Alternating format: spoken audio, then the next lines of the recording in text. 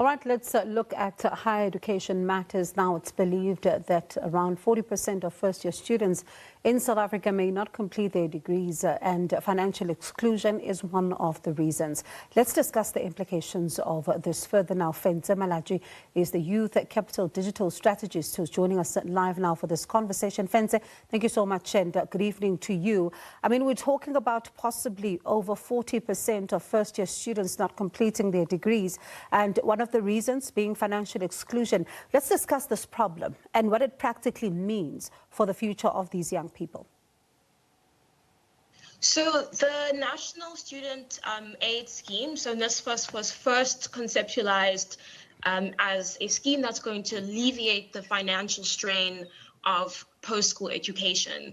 So the idea is that it specifically caters for disadvantaged students. But what we've seen over the years is NSFAS is in the news for all the wrong reasons. And our country is really missing out on the chance to ensure that we close the inequality gap. And this is in line with the NDP, the National Development Plan, which has a mandate to improve the quality of education. We've done a lot of research at Youth Capital, and we found that if you do have a tertiary education or post-school qualification, the likelihood of you being absorbed into the labor market is drastically increased.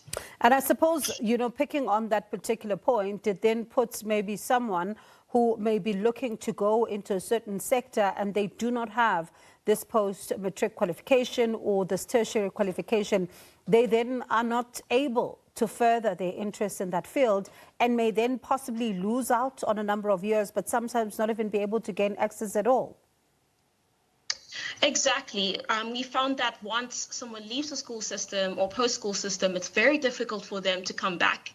And adding on to this is the fact that they are disadvantaged students. So young people are growing up in homes with no employed adults. They have no form of support outside of NSFAS. So NSFAS is incredibly important to ensure that young people go through their university years without strain and without stress.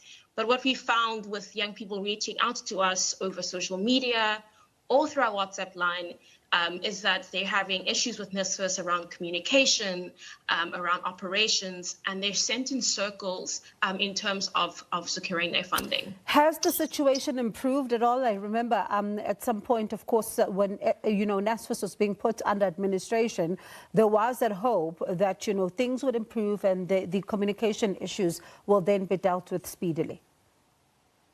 So earlier this year, NSFAS was put under administration, and we're hoping that with the new Minister of Higher Education coming in and working within a new department, we're hoping that NSFAS will sort out the lack of communication, between NSFAS and tertiary institutions.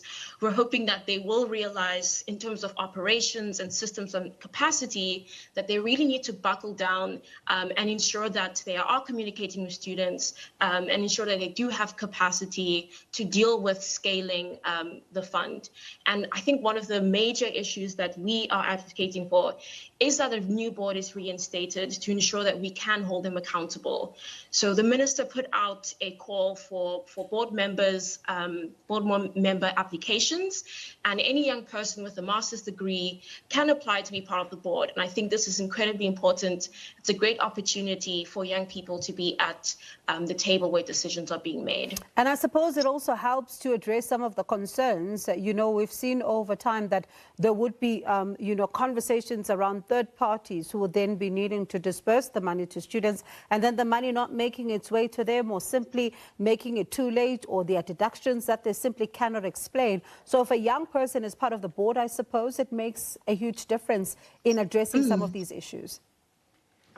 Exactly. I think one of our key pillars at Youth Capital is making sure that unemployment is addressed in a way that considers the lived experiences of young people. And currently, that is not the case. So in terms of our advocacy and the work that we do, we've done a lot of research and we found that, not having a degree contributes to potentially being unemployed at a later stage.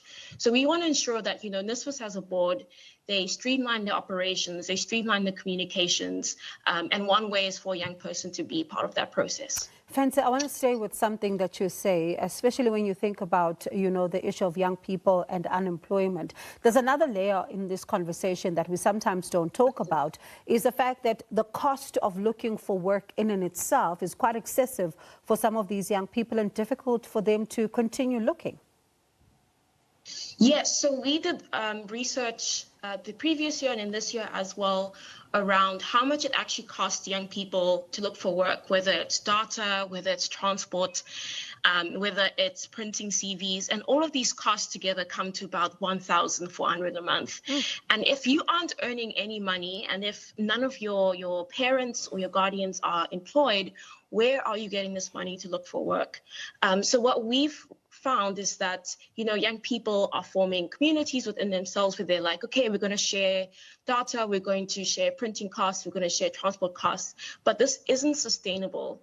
And I think what's important when looking at unemployment is realizing that it is systemic. And there's a lot that we can do if we all come to the table and address these issues, looking at research and then talking to young people. And this is something that we do at Youth Capital. We try to amplify the voices of young people, and we try to back this up with research to create policies that actually address the issue.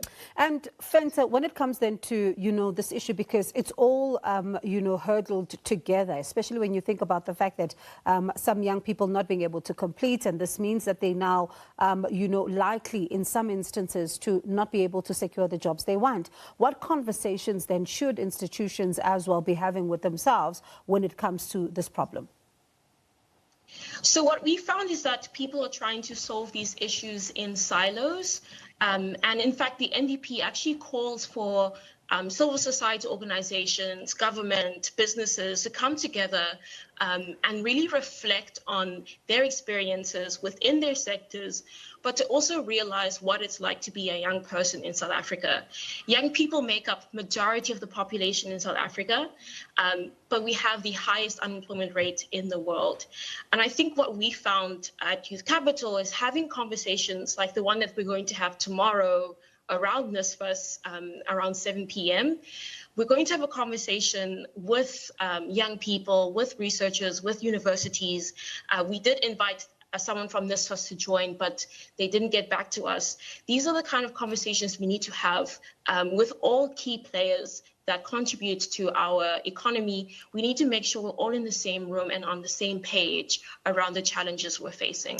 And Fentse, certainly important conversations, and I'm keen to hear what comes out from that particular conversation in order to take things forward, as we really need urgent solutions when it comes to this problem. But thank you so much for your time this evening. That was Fentse Malatji, Youth Capital Digital Strategist.